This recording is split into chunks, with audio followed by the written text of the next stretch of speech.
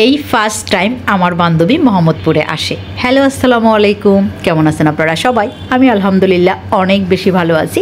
তো যেটা হয়েছে, ঠিক দুপুরবেলা সে আমাকে ফোন দিয়ে বলে যে আমি মোহাম্মদপুরে আসতেছি, তো আমি কোথায় আসবো, কোথায় এলে তুই বের হতে পারবি। তো তাকে আমি রিকোয়েস্ট করছিলাম যে তুই আগে বাসায় আয়, আমরা একটু চা পানি খাই, গল্প করি, তারপরে তোকে আমি মোহাম্মদপুর ঘুরিয়ে দেখাবো। কিন্তু সে তাতে একদমই রাজি না, বলে যে সময় একদমই নষ্ট করা যাবে না, বাসায় কোনো কাজ নাই, আমরা দুই বান্ধবী বাইরে ঘুরবো, খাবো, গল্প করব। যাই হোক, তার কথা আমি মানলাম। তো তাকে আমি একটা সহজ ঠিকানা দিলাম যে তুই হচ্ছিস টকিস্কারে এসে আমাকে একটা ফোন দিবি। কিন্তু সে এত দ্রুত চলে আসবে এটা আমার একদম চিন্তার বাইরে ছিল। তা সে যখন চলে আসে তখন আমি একদমই রেডি হই নাই। তো আমি খুব দ্রুত গোসলে যাই, তারপর রেডি হয়ে খুব দ্রুতই তার কাছে চলে যাই। তো এই সবগুলো কাজ করতে আমি টাইম নিয়েছিলাম খুবই কম, কারণ আমার মনের মধ্যে একটাই জিনিস কাজ করতেছিল যে আমার বান্ধবী অচেনা অপরিচিত একটা জায়গায় আমার জন্য অপেক্ষা করতেছে। তো টকিস্কারে যাওয়ার পরে আমরা কিছুক্ষণ গল্প করলাম, তারপরে বললাম যে চলো তোমাকে আমি রিং রোডটা ঘুরিয়ে দেখাই। তো আমরা রিং রোড ঘুরতেছিলাম, একটা সময় আমরা শাহাবুদ্দিন প্লাজায় যাব এরকম একটা প্রস্তুতি নিচ্ছি। আর ঠিক ঢোকার টাইমে আমার বান্ধবী একদমই অবাক, সে আমাকে বলে যে আপন এখানে।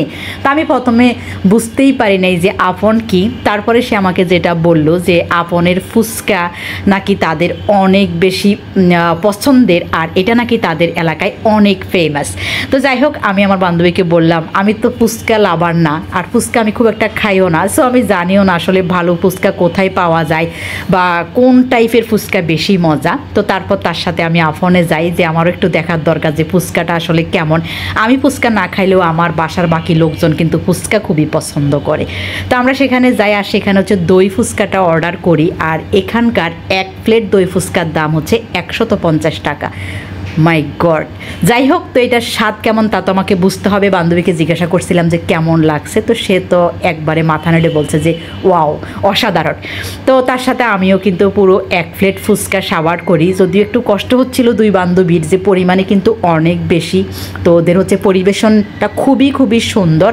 তো সব কিছু মিলিয়ে খুবই ভালো লাগছে যে একটা হচ্ছে ঠান্ডা জায়গায়, মানে হচ্ছে একটা এসি রুমে বসে নিরিবিলি কথা বলতে বলতে এক প্লেট ফুচকা সাবার করা, ফিলিংসটাই তো অন্যরকম, তাই না? আর সাথে তো অবশ্যই কোল্ড কফি থাকবেই।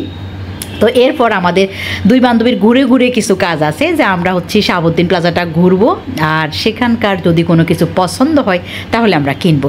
ইদানিং আমার খুব বেশি শাহাবুদ্দিন প্লাজায় যাওয়া হয়।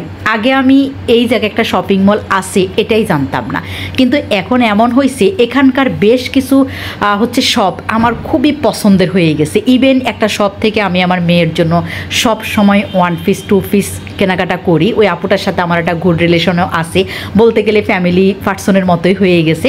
যাই হোক, সবাই আমাদের জন্য দোয়া করবেন। Thank you so much.